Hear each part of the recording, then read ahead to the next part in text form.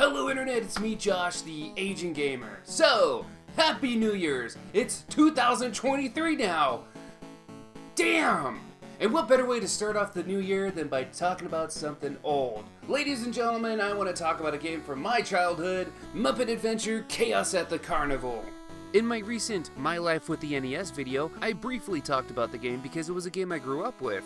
However, it's a game that I feel like I'm the only one in the world who has ever played it. I have never, ever heard another soul even mention this game before. And at this moment in time, I don't even think AVGN has talked about this, and he's talked about some of the most obscure, crappy NES games out there.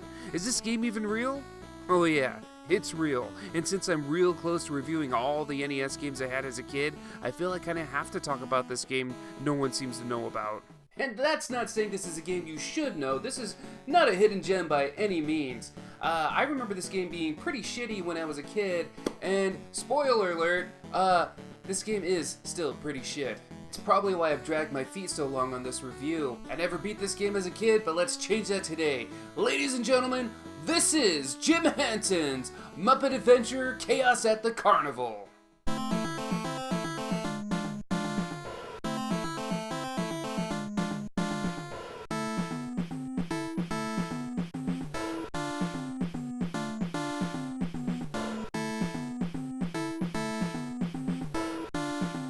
So the story to Muppet Adventure is simple. The evil Dr. Grump has kidnapped Miss Piggy and has hid her away at his carnival of clamorous confusion. They spelt clamorous wrong. It's up to the Muppets to stop Grump and his Grumpasaurus monster. We'll take control of 4 Muppets throughout this game. Kermit the Frog, Fozzie Bear, Animal, and the Great Gonzo. Each character has their own set of levels and we have to beat them all to win, so let's get to it. So yeah, 4 characters and 4 rides to choose from. Let's start with the first one, River Ride with Kermit the Frog. So, here we are. We're in a raft and we have to simply navigate Kermit through the river without bumping into shit. It sounds easy and yeah, at first it really isn't all too hard. If you bump into something, you lose a heart, but pick up whatever the hell this is supposed to be to refill it. Simple enough. Then the bullshit starts.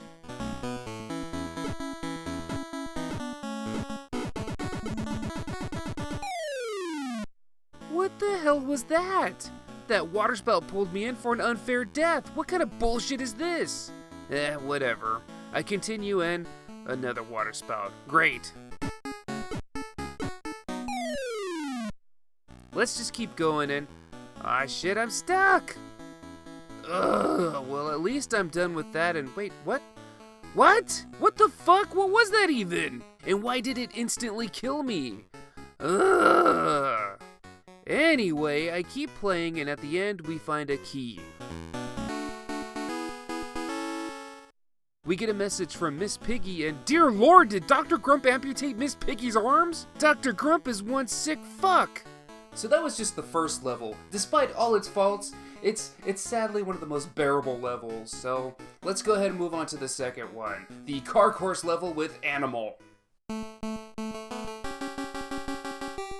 So let's start this, as Animal, in the most blandest looking stage I've ever seen in a game. It's just a whole lot of gray. And look at Animal's sprite, why is he so damn skinny? He has a toothpick body. Ugh, so I can't stand this stage. Not because it's hard, because it's so poorly designed.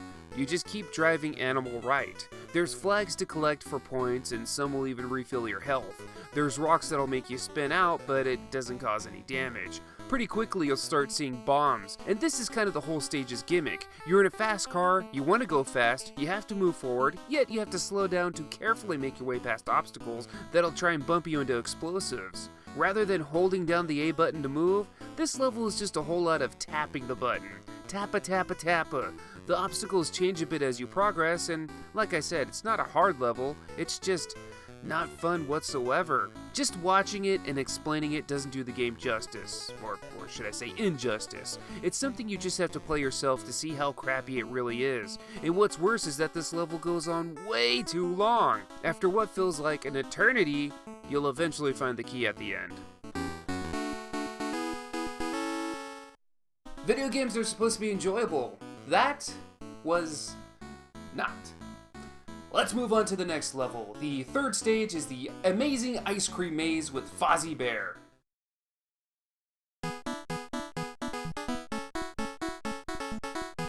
Look at that, we're Fozzie Bear. So in this level, you waka around the stage collecting items. A bow tie will appear somewhere on screen. Collect it, then grab the present that will appear somewhere else. After you collect that, another bow tie appears. Collect that one and you move on to the next stage.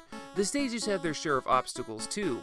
These little guys will walk around and will hurt you if touched. Sometimes candy canes will appear and will hurt you only when they're moving. And towards the later levels, a big enemy will appear and yeah, he'll hurt you too. So you actually see these guys quite a bit in the game. The game manual just vaguely calls them carnival barkers. As far as I'm aware, this isn't a real Muppet character, just a pixelated mess of a dog enemy. But anyway, this isn't that hard of a stage either. The only problem here is that it takes forever to find a key. You collect the items and you go on to the next stage, and then the next, and the next, and the next, and the next, and it never seems to end. There's about 30 stages just in this level alone. So, endure and conquer to get the key. Alright, so we got 3 out of 4 keys, and we're getting that much closer to beating the game. The next stage is the Great Gonzo and the Lost in Space ride. As a kid, this was the one stage I could not beat, thus stopping me from completing the game. So, let's do this now, let's beat this stage! Here we are, a simple space shooter, right? Well, not quite. The controls here are really awkward. So pressing B will shoot, pressing A will actually turn on the engine to move the ship, and the D-pad changes your direction. When you hit the ship's booster, even if you just tap the button, it'll send your ship flying. You drift quite a bit, so you'll constantly be rotating your ship around to somewhat stabilize it. When you got obstacles to dodge and enemies to shoot, again, it's a lot harder to play than it appears. As I mentioned, as a kid, I wasn't able to beat this stage, but as a more seasoned gamer, while I still find it a bit frustrating, I am able to get through it. It's really easy to get hurt in this stage, but there's also a surprisingly good amount of health restores. There's even chickens to save to get extra lives. Be careful not to shoot any of these power-ups though, or they'll disappear. And I guess what makes the stage stick out from the rest is that there's an actual boss fight at the end. There's this big blue ship that launches out some of the worst looking aliens I've ever seen in a game. I can't tell if shooting the aliens until there's no more, or shooting the doors of the ship damages it, but keep shooting the aliens at the ship door and you'll eventually win. I did it! And from here on out, this game is all new. The nostalgia's gone and everything is brand spanking new. What an odd feeling, a game from my childhood decades ago is brand new again. Wow! The ride for Dr. Grump is open. Let's go!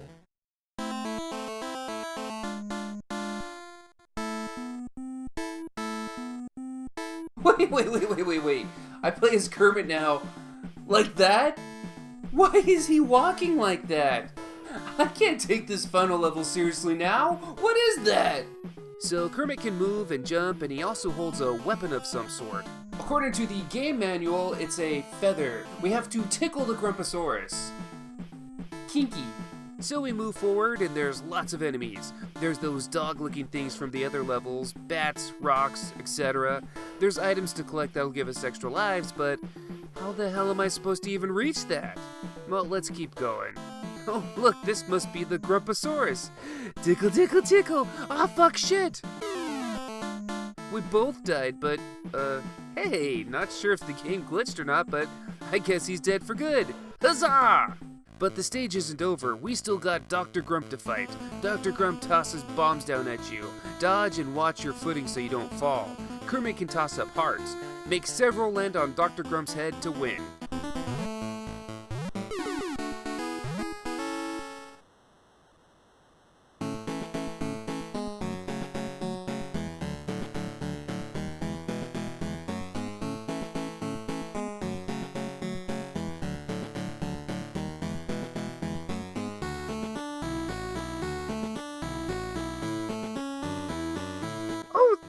Oh, thank you, but it sure took you long enough. Well, fuck you too, pig. But maybe it's something a bit deeper. Maybe she's not speaking to the player. Maybe she's speaking to me, Josh, the aging gamer. This game came out in 1989. I got it probably around 91 or so. I didn't beat it until just now in 2023. In that case, yeah, it sure did take me long enough. So with that said, how is Muppet Adventure for the NES? Well, it's crap. Despite feeling pretty good for finally beating this game is utterly crap. While I appreciate the developers for trying to mix up the levels with different styles of gameplay, every single level consists of awkward controls or clunky mechanics. Every level drags on way too long, and there's not a whole lot to really enjoy here. I don't recommend this game at all. If I had to give this game any praise, some of the music is pretty catchy. I mean, that opening theme does sound pretty dynamic. And you know what? That box art is pretty cool. Very comic book-like. I tried looking up the artist, but I can't find any info. This game might just be too obscure to have any real info on it. Other than that, yeah, everything else about this game is crap. Thanks a lot, High Tech. But those are just my opinions. What do you guys think? What do you think of this game? Have you ever played it before? Have you even heard of it before? Do you have any games that are similar like this in your life that you feel like no one's ever played and no one's gonna play it because it's complete shit?